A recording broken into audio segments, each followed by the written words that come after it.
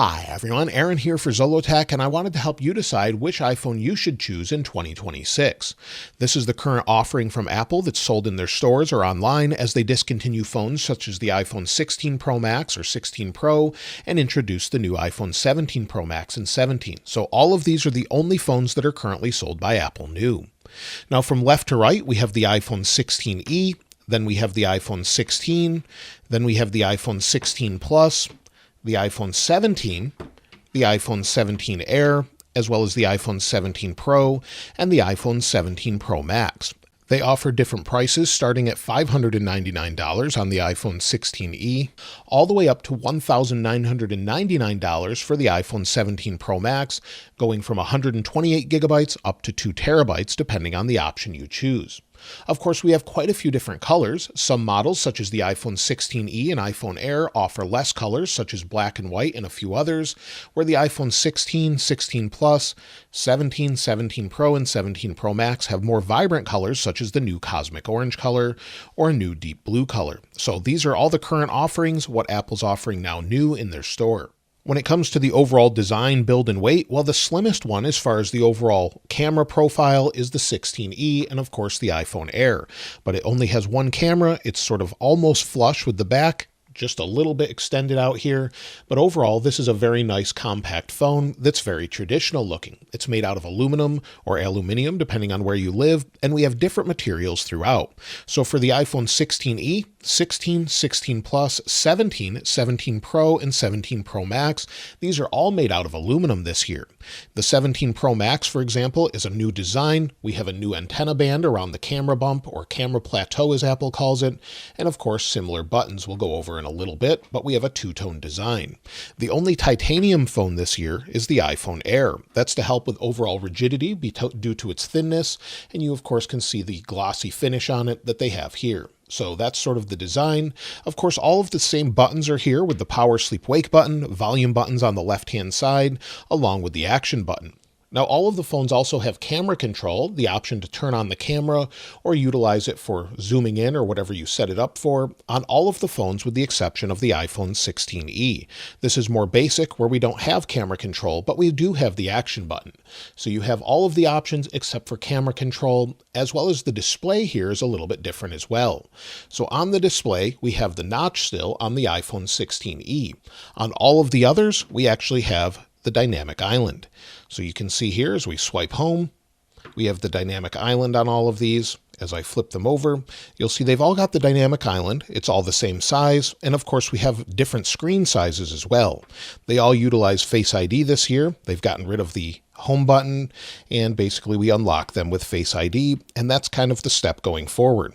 Now, it is rumored with the iPhone Fold that they'll switch back over to maybe a Touch ID sensor, but for now we have Face ID on all of them. And of course, the displays vary in size, going from left to right, where we have a 6.1-inch display, all the way up to a 6.9-inch display. They are all OLED displays, and they all have PWM, but there's some exceptions on the iPhone 17 models. PWM is the way the display controls brightness by flashing it faster or slower. You don't perceive this with your eyes, but your brain can perceive this and can cause some people to have headaches, feel nauseated, or just have eye strain in general. Typically, when you bring it brighter, it's flickering faster. At full brightness, it's not flickering at all, and it's hard to show, at least at this camera frame rate or anything else, but I can show it with the shutter speed. But there's a new option on the iPhone 17 models. If we go into settings on all iPhone 17s, if we go to accessibility, display and text size, you'll see a new option for display pulse smoothing. It says it provides a different way to dim the OLED display at low brightness levels by disabling pulse width modulation, which can create a smoother display output. Disabling PWM may affect low brightness display performance under certain conditions. Enabling this really seems to fix the issue people had with PWM. It gets rid of the eye strain for the most part and really helps just with the usability. So if you were concerned that we only have OLED displays on the new phones, this typically takes care of the issue. And that's true on the iPhone 17 as well. With the base iPhone 17, Apple really stepped up the game this year, where we have not only PWM smoothing, but we also have ProMotion. So all the iPhone 17 or iPhone Air models have ProMotion. So you can see here, again, we have that pulse width modulation smoothing or PWM smoothing, and also 120 Hertz. And within motion, if we scroll down to the bottom, you'll see on the iPhone 17 it says limit frame rate. That's because it's a ProMotion display. This is also a much brighter display on the iPhone 17 models. They have 3000 nits of brightness, and they're much brighter in direct sunlight. It's hard to show you right here, but they're much brighter overall. So they look great, and in general, the new phones are the way to go as far as the displays go, as far as the overall PWM smoothing, brightness, and everything else. Also, something you may have already noticed is that the iPhone 17, the iPhone Air, iPhone 17 Pro, and iPhone 17 Pro Max have an anti-reflective display. So if I go ahead and lock the display on the 16 Plus, lock it on the 17 Pro Max, you can notice the reflections are cut down dramatically here. Now, if you add a screen protector, that's actually going to reverse it unless it has anti-reflective properties. So you'll see here with the 16 Pro, it has a screen protector on it. So you'll want to consider that if you're going to use a screen protector, you'll need one with an anti-reflective coating as well. But it definitely helps, especially in bright sunlight. And also the last feature they have is an always-on display. Again, if we go into settings, we go back to our display settings, you'll see even on the base iPhone 17, we have the always-on display. It's currently turned on, and you'll see that it's on when I turn off the display. So you have an always-on display option on all of the phones, and there's no compromise on any of the iPhone 17 models or the iPhone Air. So definitely better displays with the newer phones. When it comes to the specs, each one of these has Apple Intelligence, which means they all have at least 8 gigs of RAM. With the iPhone 16e, the iPhone 16, the iPhone 16 Plus, and the iPhone 17, you can see under Geekbench that they all have 8 gigs of RAM. With the iPhone Air, the iPhone 17 Pro, and the iPhone 17 Pro Max, well, they all have 12 gigs of RAM. So this helps with things such as RAM management, Apple Intelligence, the Neural Engine, and AI, and definitely will be helpful in the future. So more RAM is very nice to see, at least on the higher end phones. Of course, they all have pretty fast chipsets as well. For example, with the iPhone 16e, the iPhone 16, and the iPhone 16 Plus, we have the A18 chipset. With the iPhone 17, we have the A19, and with the iPhone Air, the iPhone 17 Pro, and the iPhone 17 Pro Max, we have the A19 Pro chipset. So all of them very fast overall, but you will see a little bit of improvement with the latest phones, especially with iOS 26 and Liquid Glass. When it comes to the overall speed between them, well, let's run a few tests here. So we'll flip them back over and start up a few different apps.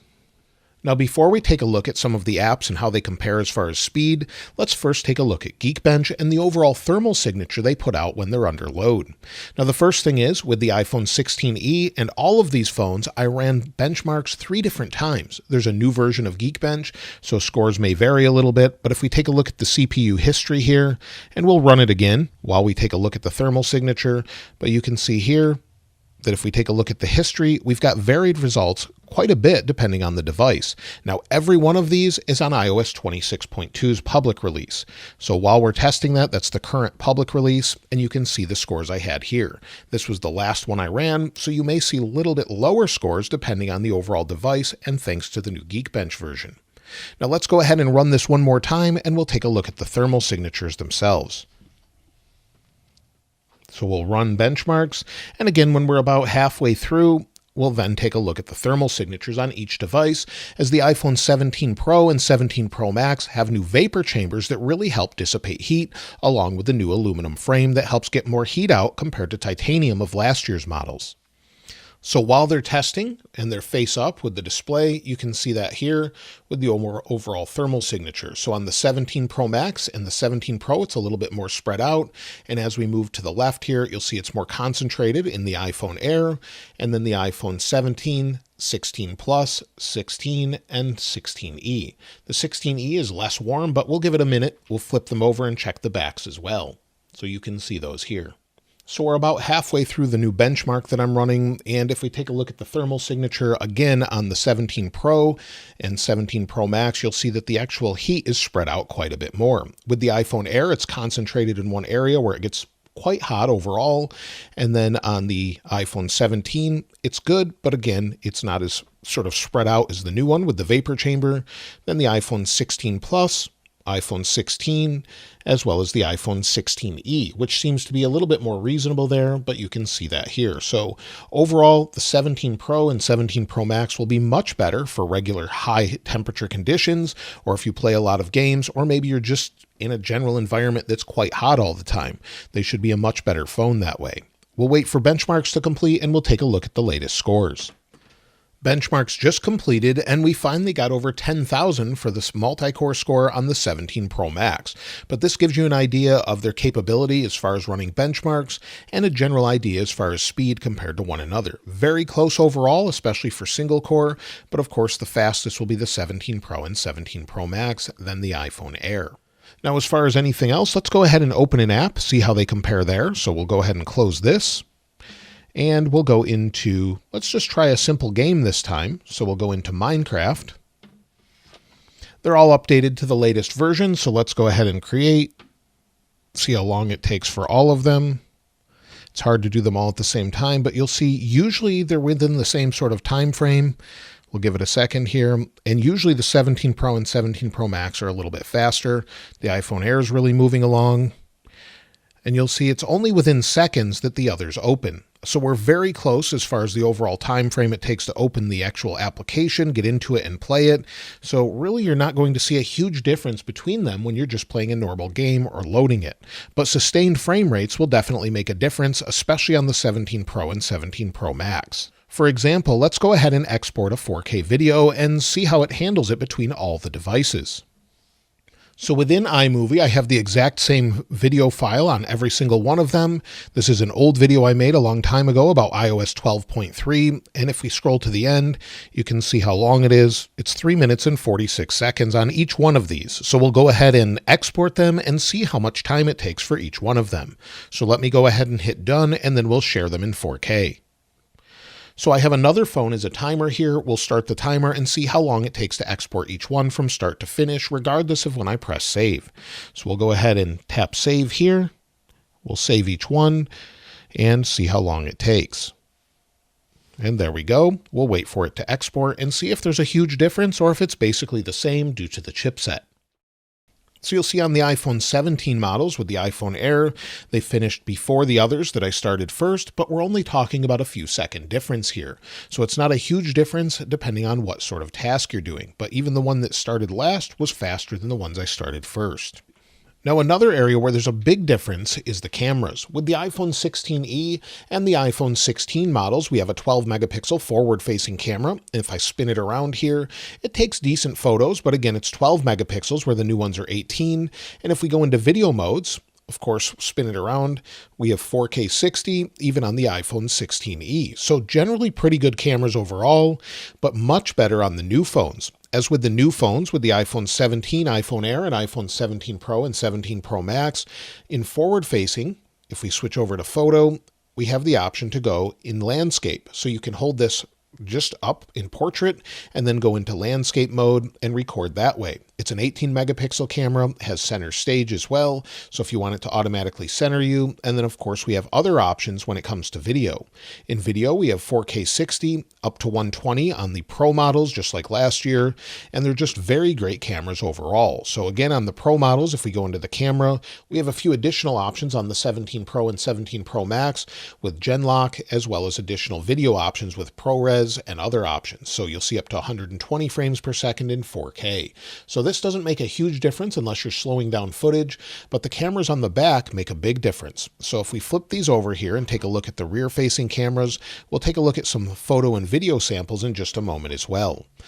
But of course, depending on the one you opt for, you're going to have different options. So if you only have a single camera like the iPhone 16e or iPhone Air, you'll only have the option for, of course, a couple different zoom options that are digital zoom, as well as no option for spatial video, spatial photos, and no ultra wide, which means you cannot use macro. So the 16e and iPhone Air don't have those options, where the others do. Now on the iPhone 16 models, the 16e has a 48 megapixel fusion camera on the rear, 48 and 12 megapixels for the fusion camera and ultra wide on the 16 and 16 Plus, where the iPhone 17 has 48 megapixel fusion cameras, main camera, as well as an ultra wide in 48 megapixels.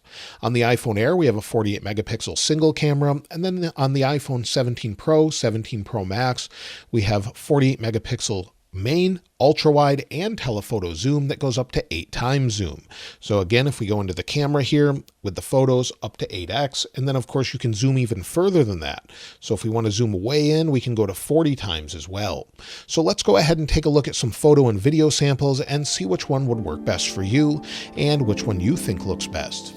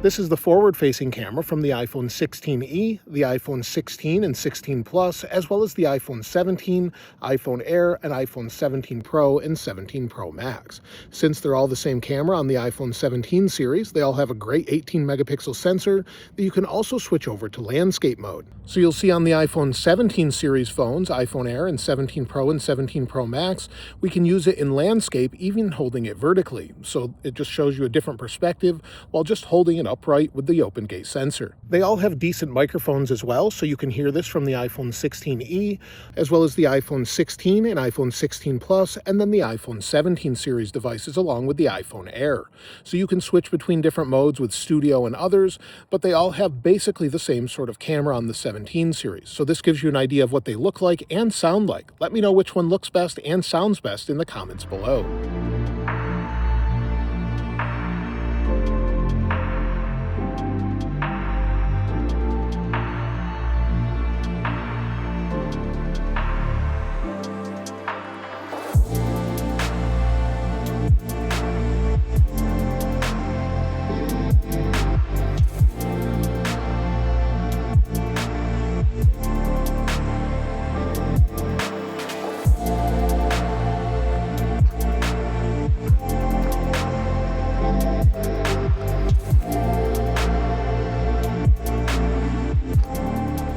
When it comes to battery life and charging, well, the iPhone 16e has a surprisingly large 4005 milliamp hour battery that's good for up to 27 hours of video playback and pretty decent overall for its size. We go up to the largest battery Apple's ever put in an iPhone with the iPhone 17 Pro Max at 5,088 milliamp hours. Now, this depends on which model you get, of course. If you have the physical SIM card, it'll be a little bit smaller in the iPhone 17 Pro and 17 Pro Max, but if you opt for the eSIM, you'll get the larger batteries. You have up to 39 hours of video playback in the 17 Pro Max. So depending on overall usage, we're varying anywhere from about 5 or 6 hours of screen on time, maybe 8 hours depending on how you use it, all the way up to a potential 12 to 14 hours of screen on time. I've seen about 12 to 13 on the 17 Pro Max from some people, with the iPhone Air probably being the worst at maybe about 5 hours of screen on time with my daily use, maybe even 4.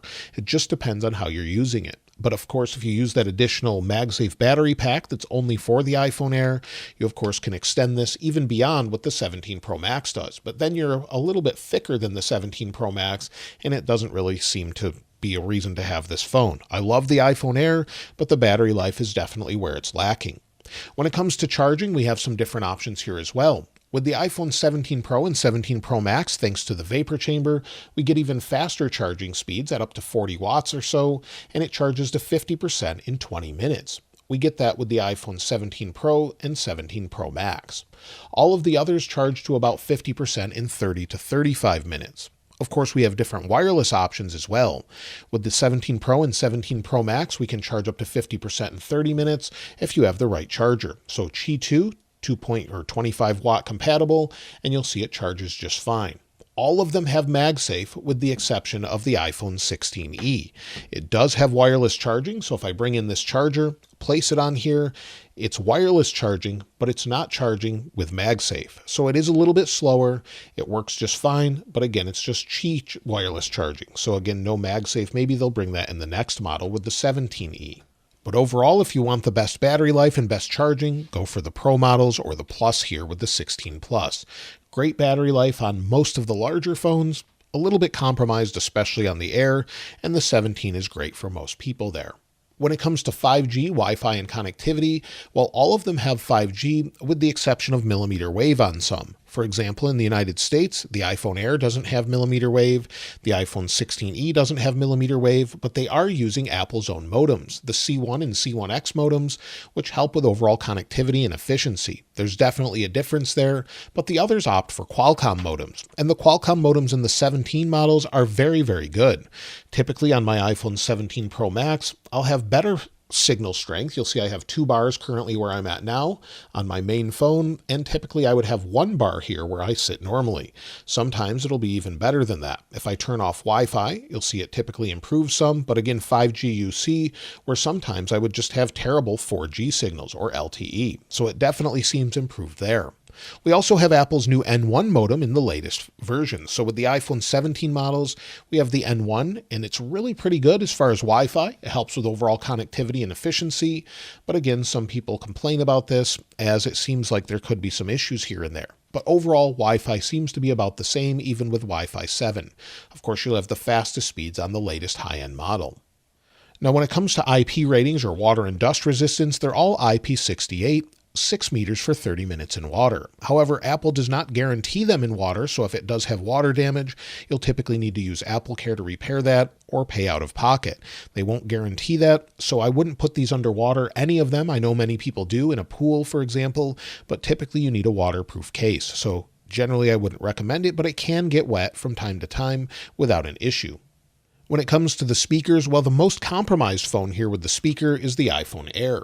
We only have a singular speaker on the front at the very top. This is something Apple decided for whatever reason, while other models from Samsung, for example, that are thin with the S25 Edge actually has a speaker on the bottom. Apple doesn't. Maybe they will with the iPhone Air 2 if they release that, but at this point, that's the biggest compromise here. If you care about audio coming out of the phone itself and you don't use AirPods, well, you'll want to opt probably for the 17 Pro or 17 Pro Max.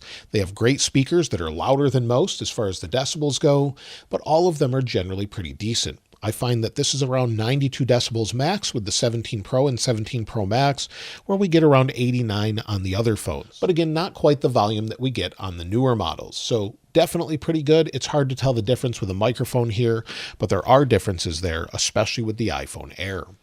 When it comes to software support, well, the iPhone 17s were installed by default with iOS 26, so you don't really have options there, but on the iPhone 16e, 16, and 16 Plus, you could still be on iOS 18. It's a little bit more fluid, but with all the new animations of iOS 26, it is a little bit more taxing on the phones. However, it does seem to perform generally pretty well on the iPhone 16e, but we don't have ProMotion, so if we scroll, you'll see it's generally smooth. There's not really a whole lot of hiccups here. If we go into the control center and swipe, it's pretty smooth overall.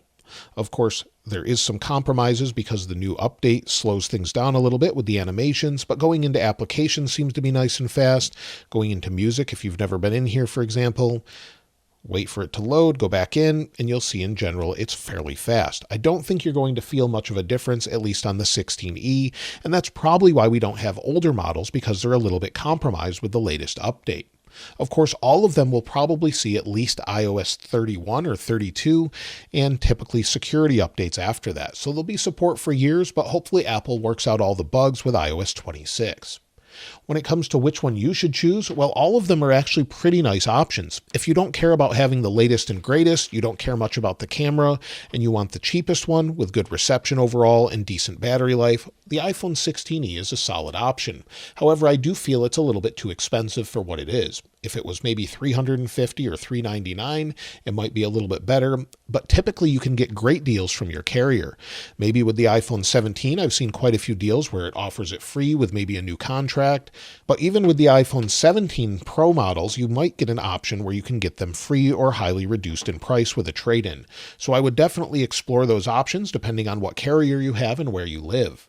I think if I was to choose any of these, and recommending one for the first time, I would probably recommend the iPhone 17. There's very few compromises other than the screen size and additional camera.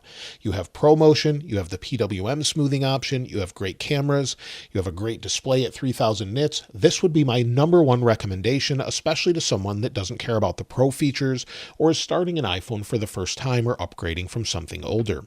The iPhone Air is really for those that want something a little bit different, that have had maybe every iPhone. I would recommend it for those people. Try it out in the store first because there are compromises with the battery and cameras, of course, as well as heat and charging. But it is definitely one of my favorite phones just because it's a little bit different. But the ultimate phone, of course, is the iPhone 17 Pro Max. Of course, you don't have to go for this color, but I think in general the 17 Pro Max is a really solid phone that they'll continue to improve on year after year.